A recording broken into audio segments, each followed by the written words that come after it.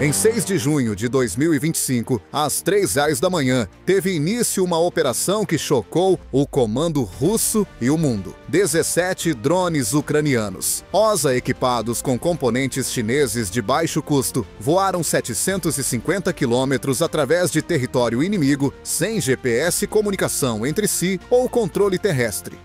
Foi mais do que um simples ataque. Foi uma afirmação de que a era da defesa dispendiosa havia chegado ao fim, dando lugar a uma era de ataque inteligente e acessível. Embora os drones operassem de forma autônoma, eles usavam os mesmos algoritmos. Por exemplo, câmeras termográficas mediam a temperatura dos tanques, e as redes neurais a bordo determinavam a estrutura do objeto com base em imagens de satélite. Tudo isso com resolução de 640x480. Mas os drones descobriram que o tanque Nuri 4 tinha a maior probabilidade de explosão porque havia sido enchido recentemente e estava com uma temperatura 3,6 graus mais alta do que todos os outros.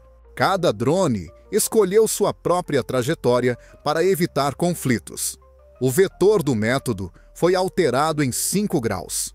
Um veio do oeste, um do sudoeste e um veio do sul. Esse movimento não foi espontâneo. Em vez disso, foi uma formação perfeitamente sincronizada para atingir um objetivo. O sinal de celular começou a desaparecer a uma distância de 30 quilômetros. Cartões SIM, hackeados na Rússia, foram incorporados aos drones e a comunicação foi perdida. No entanto, isso não importou.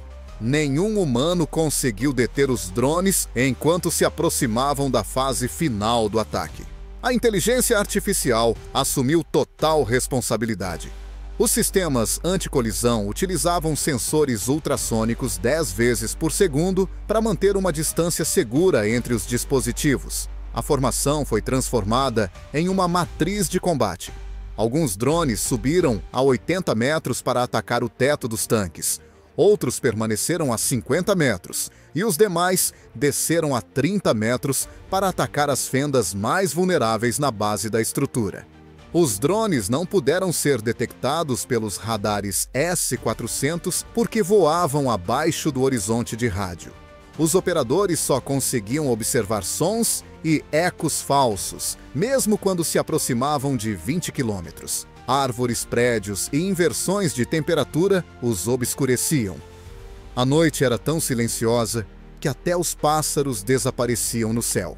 O sistema S-400, que custou mais de $500 milhão, não conseguiu detectar uma ameaça potencial. Como os Pantsir S-1 estavam localizados ao longo do perímetro, eles não conseguiam registrar de forma confiável os sinais térmicos e de radar dos drones. A capacidade de orientação dos mísseis 57 e E-6 era limitada pela sua área mínima de radar de 0,01 metro quadrado. Mesmo fixando um alvo, os termovisores não conseguiam fornecer um rastreamento estável.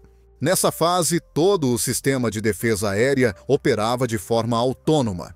Mais tarde, especialistas da defesa britânica Janes afirmaram que as ameaças mais terríveis, simples e imprevistas eram vulneráveis à defesa russa. O que parecia um ataque cibernético ao AliExpress acabou sendo um ataque digital a um sistema de defesa bilionário. Além disso, apesar de o sistema POL 21 ter instalado bloqueadores de GPS amplos ao redor do objeto, os drones não se interessaram. Eles usaram acelerômetros, bússolas e algoritmos de estimativa, que lembram a navegação inercial da Segunda Guerra Mundial. Se esse nada não existe em princípio, então o bloqueio é impossível. Uma estratégia simples, mas brilhante, que destruiu a vantagem eletrônica da Rússia. O incidente levantou uma questão natural. Se drones conseguem voar 750 quilômetros sem GPS, será que conseguirão chegar a Moscou, que fica a apenas 700 quilômetros de distância? Muitos políticos e militares temiam a resposta. Generais do exército em todo o mundo vêm repensando suas estratégias de defesa aérea desde que os primeiros vídeos de drones militares apareceram no YouTube. Mas o sistema de defesa aérea russo não estava preparado para o ataque, pois tudo desde a rota até o momento da detonação foi calculado em microchips comprados em grandes quantidades no AliExpress. Cada um dos 17 drones ucranianos possuía inteligência artificial incorporada treinada com base em milhares de mapas de calor e imagens de satélite. Esses algoritmos de IA não apenas enxergavam os alvos, eles também os entendiam. Layouts complexos de oleodutos, configurações de tanques e vulnerabilidades estruturais eram processados em tempo real.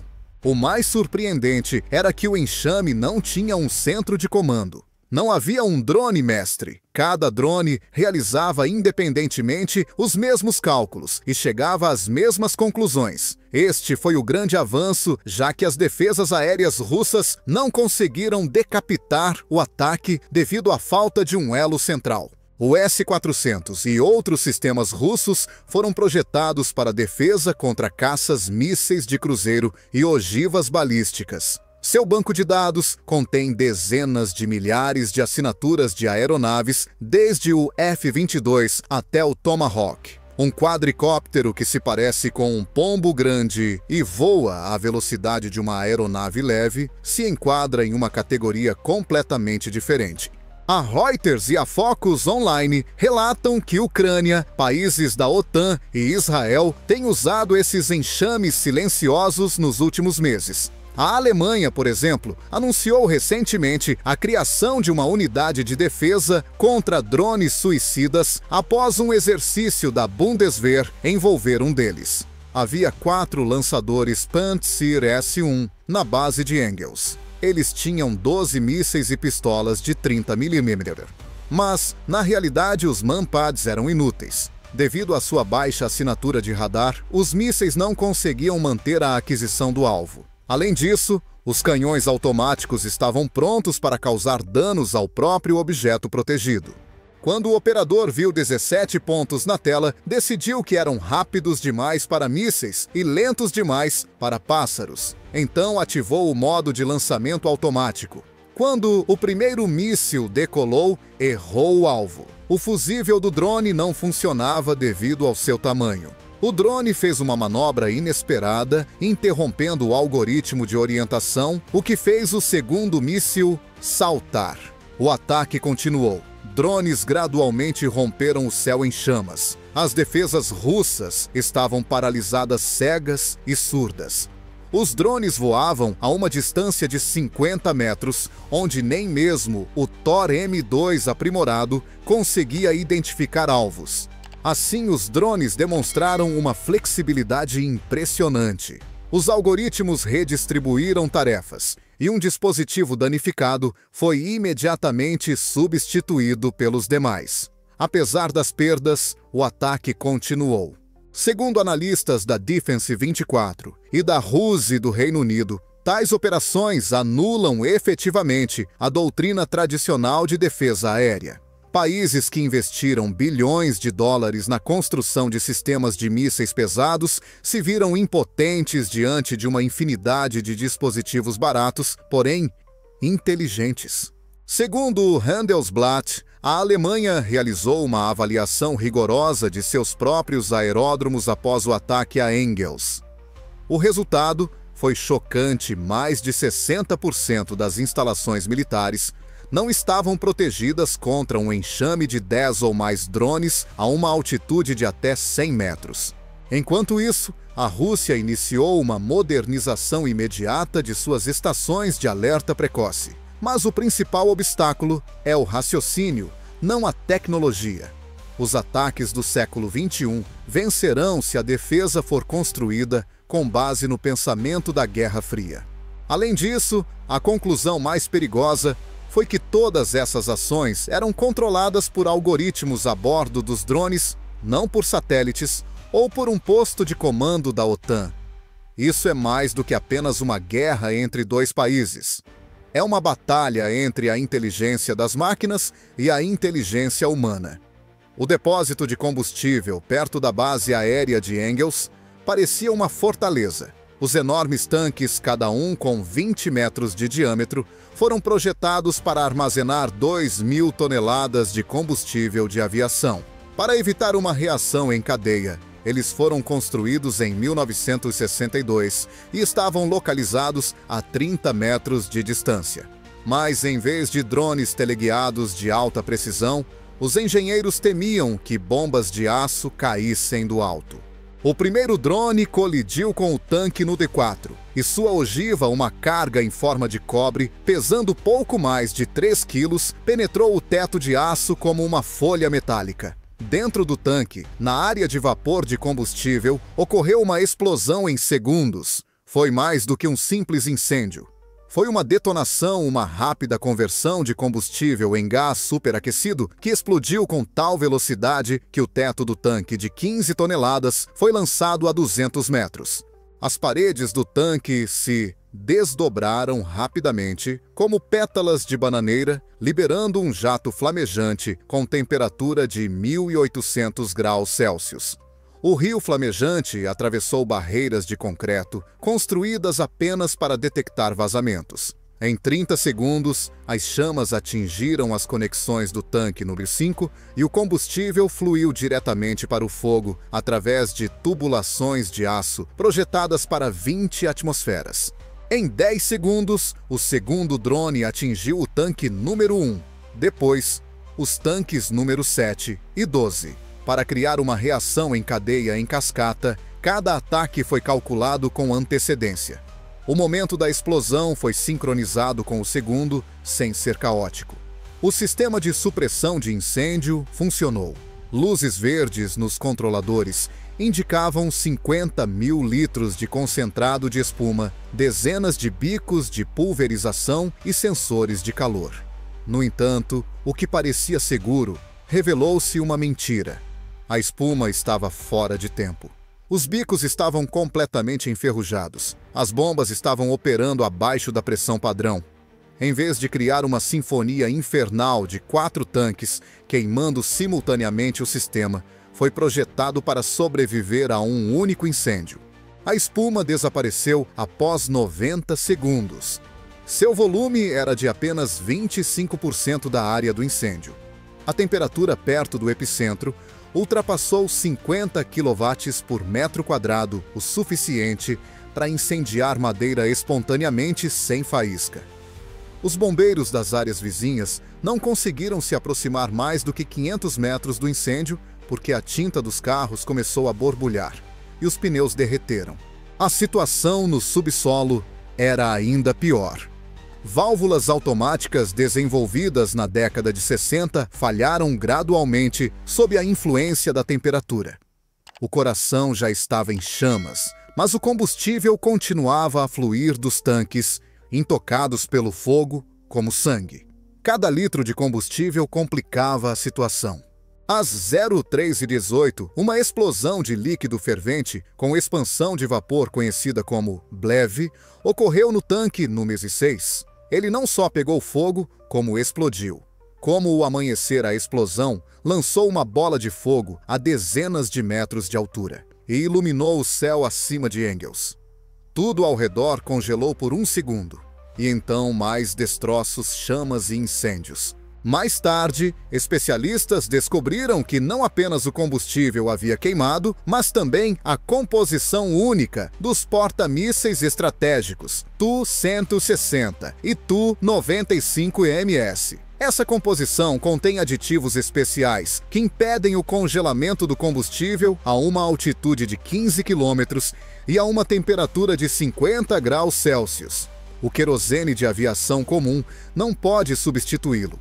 Como resultado, a Ucrânia não apenas sabotou, como também desativou toda a frota de bombardeiros estratégicos localizada na parte europeia da Rússia. Comparado a semanas de paralisação de aeronaves e dezenas de voos cancelados, o preço de um apartamento em Moscou caiu. Reuniões de emergência começaram em quartéis generais por todo o país, enquanto bombeiros arriscavam suas vidas para combater o incêndio. O pânico crescia nas instalações militares. Generais se perguntavam se tais drones seriam capazes de atacar Kursk se chegassem a Engels. Segundo Voronezh, a caminho de Tambov, talvez no interesse do Kremlin. Os efeitos do ataque a Engels não se limitaram à destruição do depósito de combustível. Inspeções não programadas começaram nos aeródromos de Murmansk a Irkutsk, na madrugada de 6 de junho. As tripulações dos bombardeiros estratégicos estavam totalmente preparadas para o combate. No entanto, o problema não estava nas pessoas, mas sim na inoperância dos sistemas de combustível. Sem combustível especializado, os Tu-160 e Tu-95MS não conseguem realizar voos de longo alcance e a produção leva semanas. Segundo a agência de notícias RBC, o Ministério da Defesa russo inicialmente tentou ocultar a escala do desastre. Declarações oficiais usaram apenas as palavras fogo localizado e sabotagem evitada. No entanto, imagens de satélite obtidas pela CNN e pela Maxar Technologies dos Estados Unidos mostraram um quadro diferente: manchas pretas no solo, restos carbonizados de tanques e infraestrutura destruída. O silêncio de Moscou foi particularmente preocupante. Quando o espaço de informação é controlado, a ausência de comentários é vista como um indicador de confusão. A incapacidade de proteger objetos com o mais alto nível de autorização e importância estratégica é uma lacuna grave na doutrina de defesa da Rússia, disseram especialistas. A OTAN reagiu rapidamente. Alemanha, Polônia, Lituânia e Romênia usaram drones para aumentar a vigilância de Kaliningrado e Bielorrússia. O jornal britânico The Times relata que em um briefing fechado na sede da OTAN em Bruxelas, o ataque a Engels foi chamado de o início de uma nova era de influência tática desestabilizadora. A questão mais importante foi discutida nos bastidores: quem será o próximo? Se a Ucrânia for capaz de atacar com precisão alvos estratégicos a uma distância de 750 quilômetros, sistemas de alerta de ataques com mísseis, postos de comando, centros elétricos da ferrovia transiberiana. A emissora japonesa NHK relata que o governo japonês solicitou informações urgentes a Washington e Kiev sobre algoritmos de controle de enxames de drones. O motivo desse interesse é simples. Tóquio está preocupado com as crescentes capacidades da RPDC e da RPC nessa área. O que Pequim ou Pyongyang podem fazer com mais recursos se a Ucrânia consegue, sem satélites e GPS? Analistas militares como o especialista britânico Justin Bronk e o oficial ucraniano aposentado Mikhail Zhirokov concordam que o conceito russo de dissuasão não nuclear, usando aviação estratégica, foi severamente prejudicado. A perda da capacidade de combate de um regimento de bombardeiros reduz o risco de um ataque retaliatório por um adversário por várias semanas. Na época, começaram a surgir vazamentos nos departamentos de engenharia da Rússia.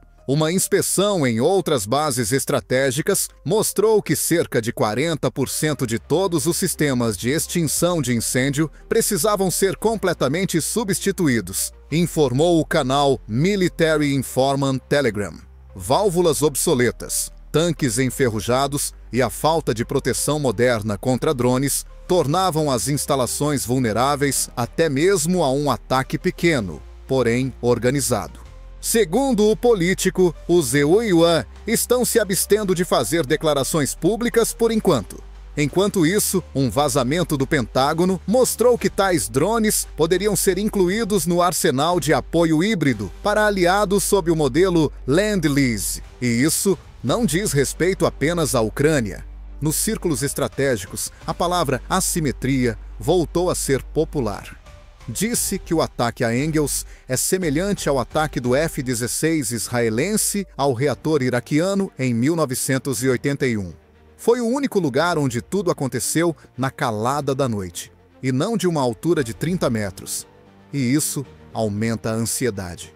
O método de pequeno ataque com grande impacto foi bem sucedido.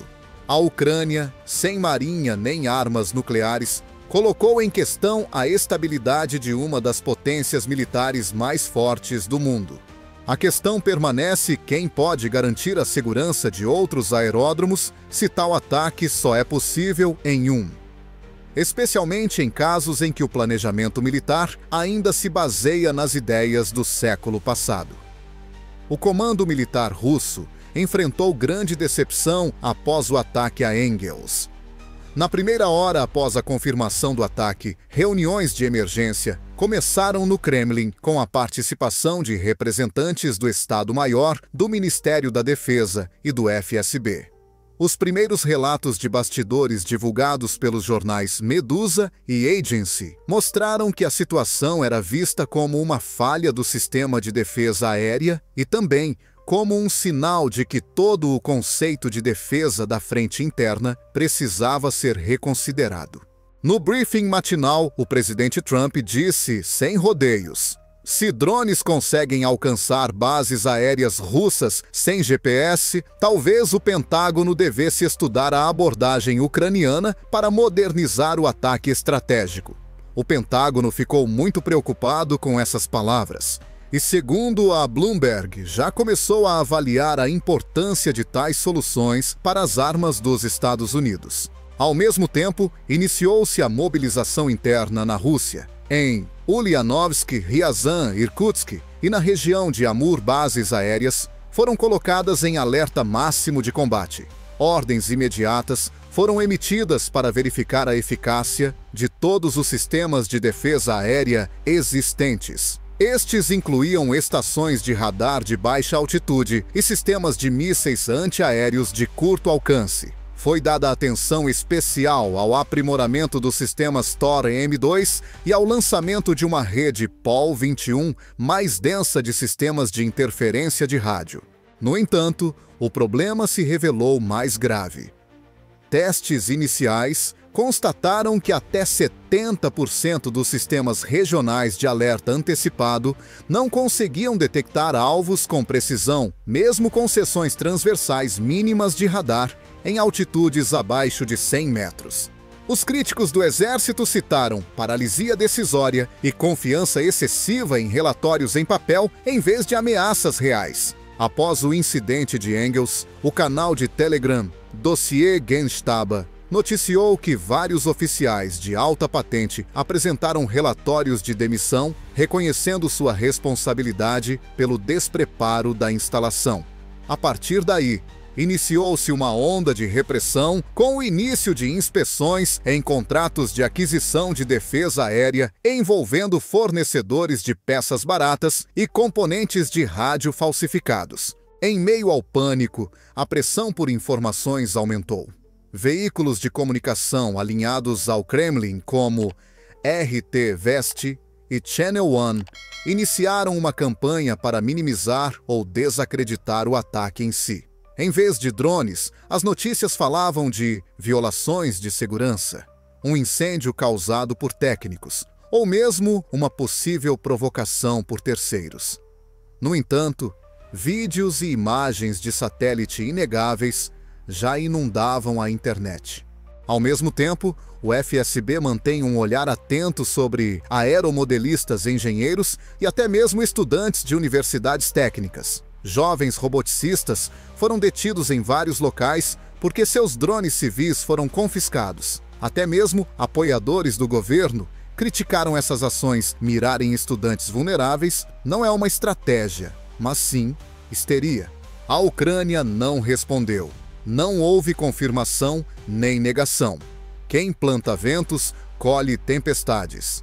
Esta é a breve observação do secretário do Conselho de Segurança e Defesa Nacional. O golpe tornou-se ainda mais forte devido a esse silêncio. Enquanto isso, o complexo militar industrial russo se encontrava em um beco sem saída. Como responder a uma ameaça impossível de rastrear?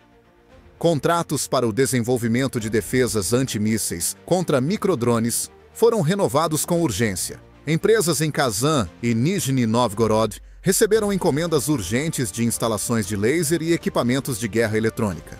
Mas há um problema: essas tecnologias ainda não estão prontas ou simplesmente não funcionam.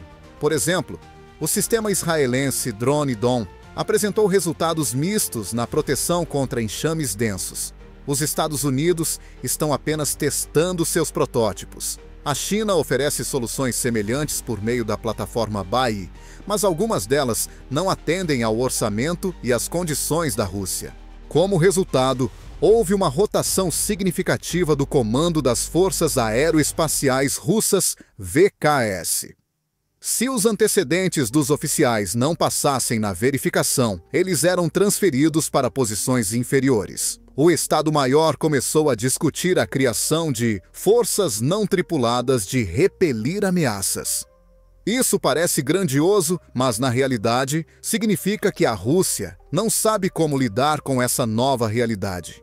Os efeitos psicológicos do ataque não foram menos devastadores do que os efeitos físicos. Milhares de militares estratégicos aprenderam que mesmo a base mais segura poderia ser destruída sem aviso-som ou oportunidade de reagir. Drones já foram usados para reconhecimento e ajuste de fogo. Agora são armas estratégicas capazes de paralisar a infraestrutura de uma potência nuclear sem o uso de armas. A Ucrânia demonstrou que um poderoso exército de milhões de soldados não é necessário para um ataque preciso e destrutivo. Em vez disso, flexibilidade, inteligência e compreensão de novas táticas de guerra são essenciais. O ataque à base aérea de Engels criou uma crise emocional e tecnológica. Um sistema não tripulado sem GPS, comunicações, via satélite ou um operador humano com um joystick provou que poderia competir e vencer em uma guerra com bilhões em jogo pela primeira vez na história da guerra. O modelo de drone ucraniano já foi chamado de revolução vinda de baixo por especialistas. A Ucrânia optou pela produção em massa, adaptabilidade e soluções de rede neural em vez de sistemas caros. Um analista do The Atlantic Council afirma que os engenheiros ucranianos democratizaram a destruição. É possível montar um dispositivo que contorna centenas de milhões de dólares em defesa aérea por R$2.000. O novo paradigma é que destruir infraestrutura não requer mais uma guerra em larga escala. Um único enxame de drones pode causar os mesmos danos que um ataque aéreo, mas sem a perda de pessoal, logística complexa e superioridade aérea. A Ucrânia aposta na adaptabilidade, enquanto os países líderes continuam a recalcular suas aeronaves e mísseis. De acordo com a publicação alemã Der Spiegel, 3 centros de desenvolvimento de inteligência artificial (IA) para drones financiados por fundações ocidentais já operam em Kharkiv. Até o final de 2025, as novas gerações de dispositivos deverão ser capazes de operar em completo silêncio eletrônico e atacar alvos sem conhecer suas coordenadas exatas, simplesmente usando um modelo visual. Isso não é mais fantasia. É realidade na qual as redes neurais são os principais comandantes e os satélites secundários. O que isso significa para todo o planeta? Primeiro, uma nova corrida armamentista, algorítmica não nuclear, começou. Quem consegue criar a melhor IA para atingir alvos? Quem treinará um sistema para reconhecer um tanque nos arbustos mais rápido? Quem treinará um drone mais rápido para contornar radares, desviar de balas e encontrar alvos mais valiosos? Em segundo lugar, a ideia de dissuasão estratégica não funciona. Afinal, como podemos garantir a segurança da capital se brinquedos com controladores infantis podem desativar uma base com bombas nucleares? Como podemos garantir a segurança de usinas de energia, barragens-sedes e centros de comunicação? Terceiro, estabelece um precedente extremamente perigoso. O que acontece quando forças irregulares obtêm acesso a drones se eles acabarem nas mãos de ucranianos? Hoje, os Houthis no Iêmen estão usando enxames semelhantes para atacar navios no Mar Vermelho. Grupos armados na África estão testando drones movidos a smartphones. O perigo está se espalhando pelo mundo. Mas a Ucrânia conseguiu transformar sua fraqueza em força.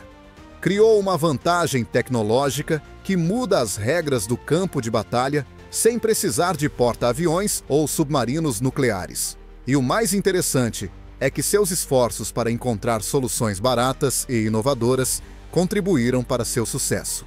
Todos estão observando atentamente para ver o que acontece a seguir.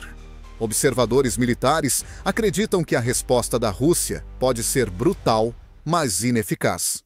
Apesar do fortalecimento das defesas aéreas e da fortificação das bases, a principal ameaça é que um enxame possa se formar em uma garagem, e mesmo o radar mais potente não consegue detê-lo.